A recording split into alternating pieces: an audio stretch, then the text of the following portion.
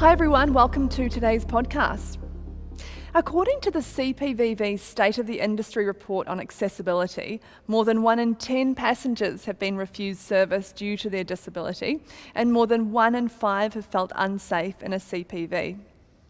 Experiencing discrimination makes participating in everyday life much more difficult. It can affect education and employment opportunities, and even limit social interaction. But when we have accessible transport for all, we can tap into everyone's potential. So how can we encourage thoughtfulness in the CPV industry to ensure that no passengers, especially those with disability, get left behind? So today on the podcast, I'm joined by two fantastic guests, Aki and Finn. Welcome, guys. Thanks for having us. So Aki, can you tell us a little bit about yourself? My name is Aki. I'm a non-binary person with disability from a refugee background. My pronouns are they, them, and I work within the disability advocacy sector, violence prevention, LGBTIQA space, and in advocacy and health and representation. So I work as a model as well for media, fashion, and beauty representation for people with disabilities, particularly people with disabilities from a refugee or person of colour background. And how about yourself, Finn? I've obviously got a disability as well, which is, I guess, why we're here today. I work in communications for a disability service provider. I also do some community broadcasting myself with some community media.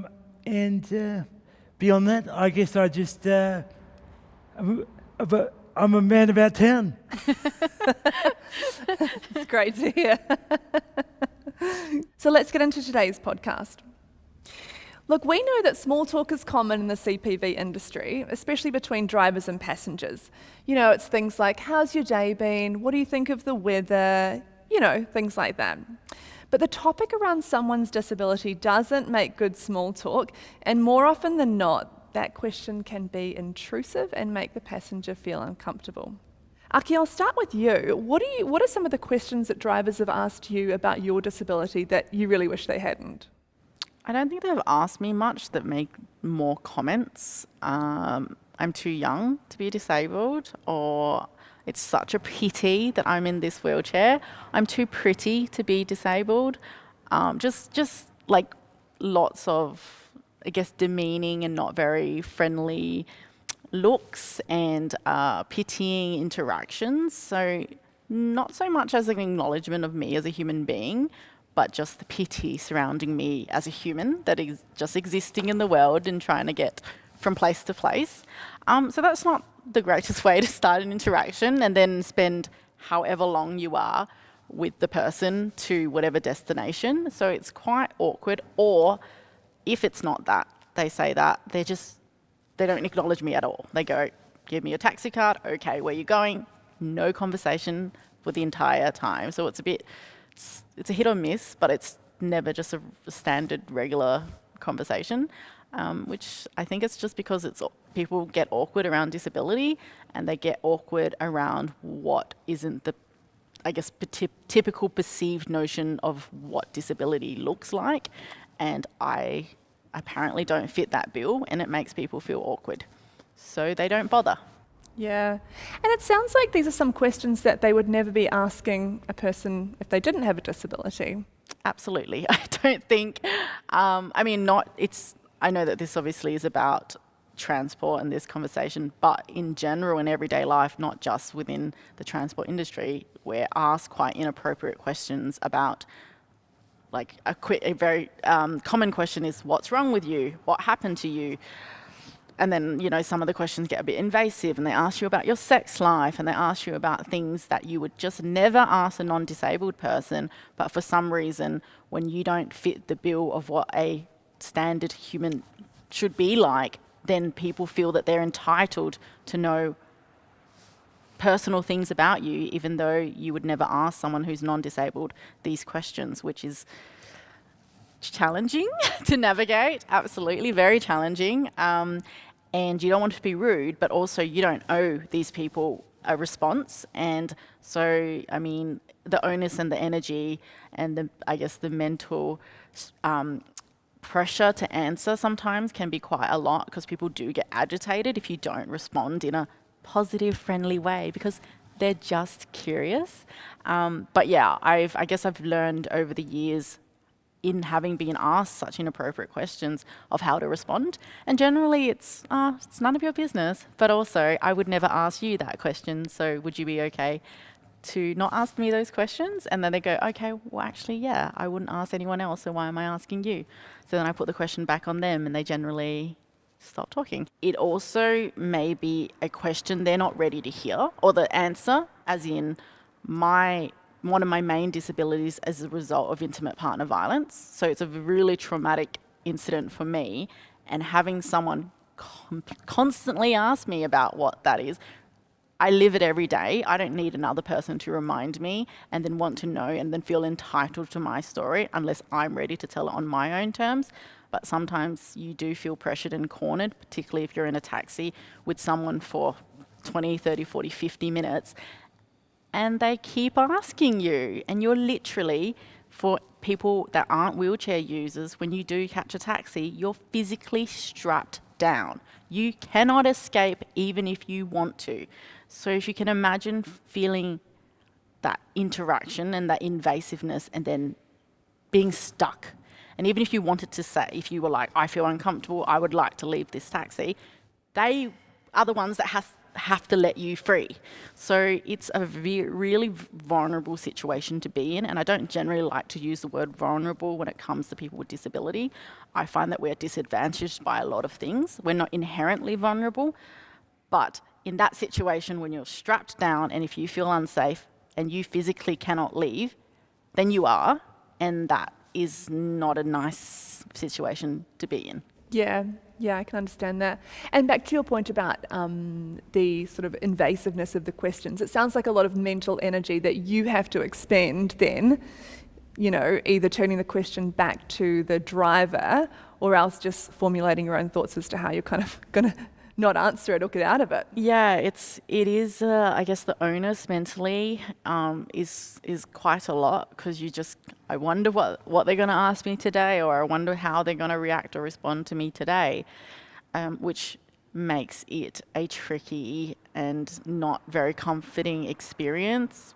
But often at times, that's the only option of transport we have available to us. So we just deal with it because we have to, not because we necessarily want to. So it's quite stressful, and it shouldn't be because we're just trying to get from place to place. Yeah, I can understand that. Yeah. Finn, we'll come to you. Have you been asked sort of any uncomfortable or intrusive questions by a driver?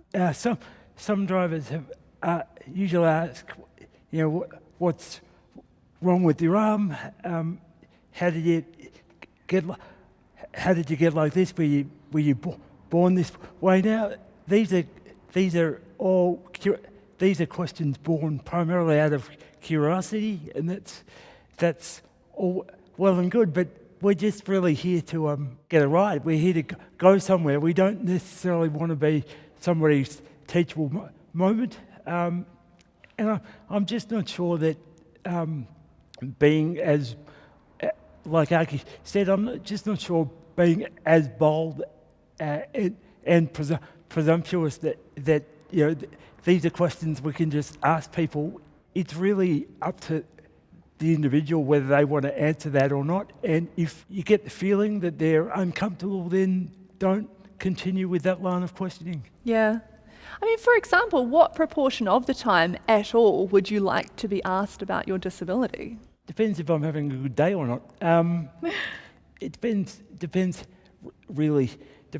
how I'm feeling. Primarily, though, it's probably not a great idea to just flat out ask. In terms of, I'm not sure I could necessarily give you a percentage, but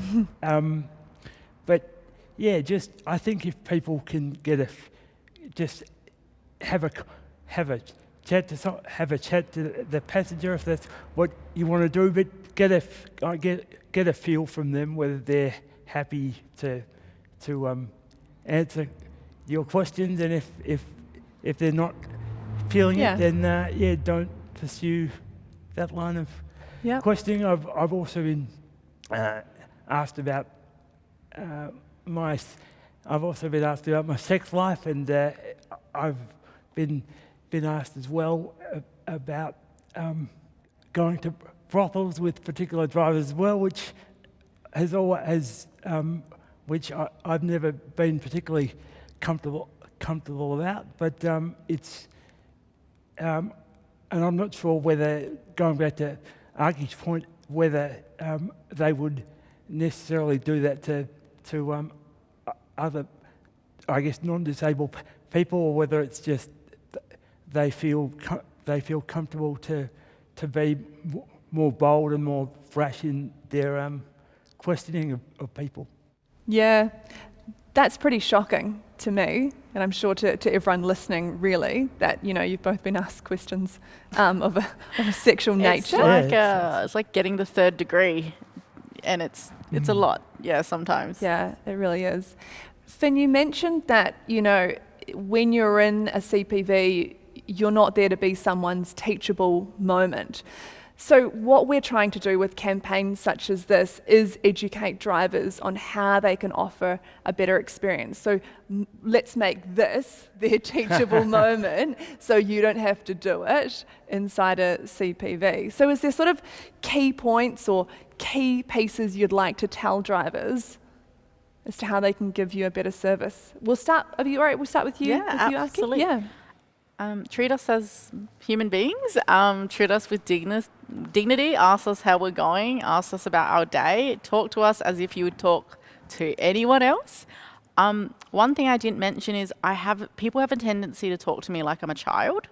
They will literally crouch down to me and go and talk to me in a very childish voice as if I don't understand them, which obviously is not very nice and quite condescending, but also ask me questions that I know for a fact they would not ask non-disabled people or people that aren't in a wheelchair or visibly disabled, just about, like, not a CPV example, but like a public transport example is I always get asked if I need traveller's aid or any of those additional things when I'm just doing the same route I would do every single day, but then like a driver would come and sit right by me, like literally, you know, act as if I weren't able to get through life and go, would you like us to accompany you to the traveller's aid? Do you need any additional support? Do you need help to go to the bathroom? And they would use this voice with me as if I wasn't a person with my own autonomy or ability to navigate my world, which is very condescending and a very low expectation of me. And I think that also happens in those situations. So yeah, I guess, you know, treat us and talk to us like you would anyone else, and then gauge the conversation. Is this person feeling comfortable around me, or have I made them feel comfortable? So Archie, one of the really important safety pieces of the puzzle that a driver of a WAB vehicle needs to do is strap down a person who uses a wheelchair. But what should a driver do to make you feel comfortable when they're doing that? I completely understand it's a safety component, and I respect that.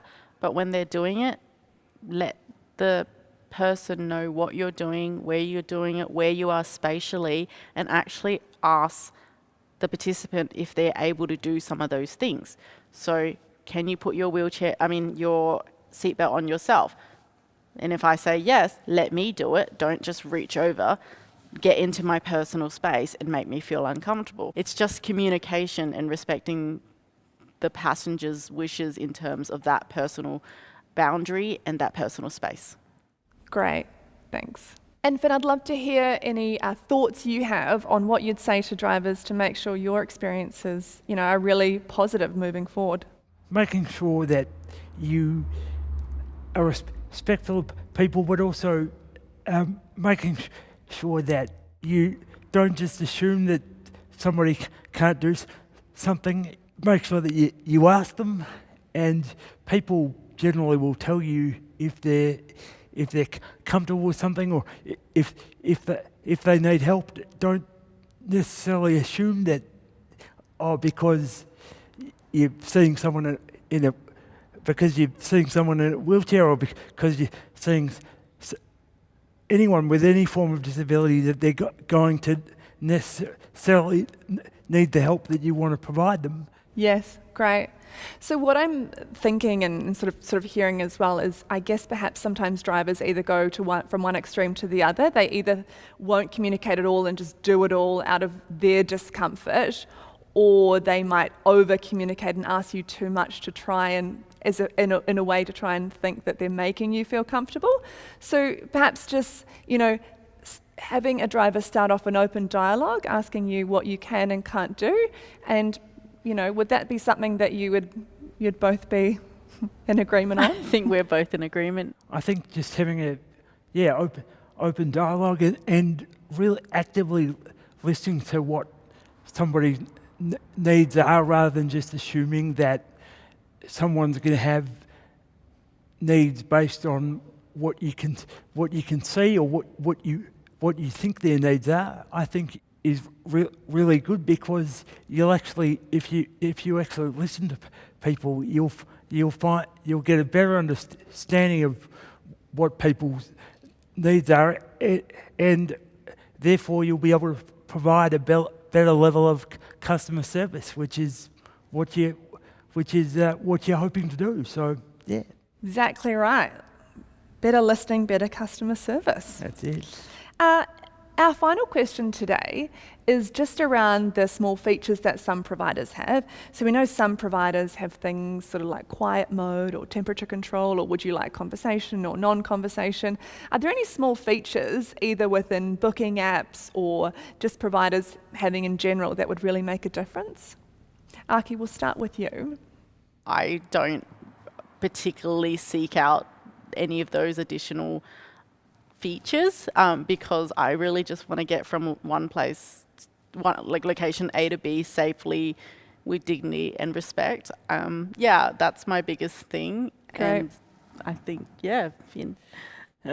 It'd be good, I think, to have, particularly, or just for me, sometimes I find getting in and out of vehicles difficult, so it'd be good to have just if vehicles have steps to get in and out of, or if there's other, if it